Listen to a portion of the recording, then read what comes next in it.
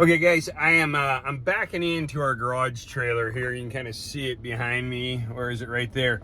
And what I realized is I'm pretty good at backing up the trailer, but my camera here is got a really short field of view. And so when I'm backing up, I kind of got to line it up. And sometimes when I'm backing in, that I'm too close.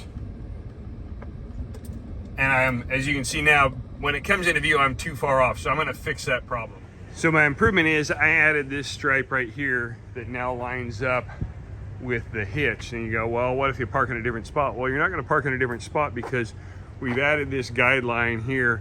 So when we're backing in, we can see it. It backs in. The block of wood is marked out over here, and that's where the trailer stops. And we've got this white dot that puts the jack where the jack should be. So we're within a really close location. So now 10 feet out, I am on track to back into the hitch. Okay, let's see if we can back this in, looking at a phone, looking through the camera. So now I can see that my hitch right there is in line, and make sure I'm not gonna hit anything. And now I can back up, and now I'm on track to where I need to be from farther out. And let's go see how we do. Pretty dang good. I thought